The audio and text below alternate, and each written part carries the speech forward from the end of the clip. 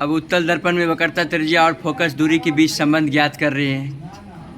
तो ये सवाल भी बोर्ड एग्जाम में 5 नंबर में आया है और ऑब्जेक्टिव में भी आया है। नीचे का ऑब्जेक्टिव जहाँ ब्रैकेट मारे हैं वो भी ऑब्जेक्टिव में आया हुआ। उत्तल दर्पण वह दर्पण जिसका परावर्तक सतह उभड़ा हुआ रहता है, अर्थात केंद्र की विपरीत सतह पर रहता है, और आंतरिक सतह क्या होता है, कलई क्या रहता है, उसे उत्तल दर्पण कहते हैं। माना कि M एक उत्तल दर्पण जिसके परावर्तक सतह पर AB आपतित किरण है, जो दर्पण से परावर्तन के बाद मुख्य फोकस F से होकर गुजरती हुई मालूम पड़ती है। अनंत से आती हुई प्रकाश किरणें फोकस पर काल्पनिक सीधा, छोटा और बिंदु स्वरूप प्रतिबिंब बनाता है। दर्पण के ध्रुव P, वक्रता केंद्र C, फोकस दूरी PF बराबर F, वक्रता त्रिज्या CP बराबर R है। तो हमें सिद्ध करना है कि F बराबर R/2। तो AB समांतर क्या है, CPO समांतर है रेखा, तो संगत कोण क्या होगा, बराबर होगा, यानी कोण 1 बराबर कोण 3।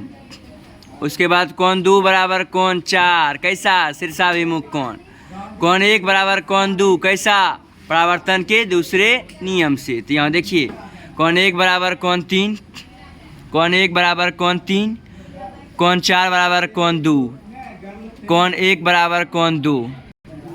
तो कोण 1 बराबर कोण 3 संगत कोण, कोण 4 बराबर कोण 2 शीर्षाभिमुख कोण, कोण 1 बराबर कोण 2 परावर्तन के दूसरे नियम से। समीकरण 1 2 3 से देखिए 1 1 कैंसिल, 2 2 कैंसिल, 1 बराबर 3, यानी समान कोण के सम्मुख भुजा बराबर हो जाएगा। यानी देखिए 3 के सामने में क्या है, BF, 4 के सामने में क्या है, FC लिखे यहाँ पर। और B बिंदु को क्या माना गया है, P बिंदु के सन्निकट माना गया है। यहाँ से यानी क्या हो जाएगा, समीकरण 4 और 5 से BF कैंसिल, PF बराबर क्या, CF, इसका अर्थ है कि CP का मध्य बिंदु F है, यानी PF बराबर CP/2।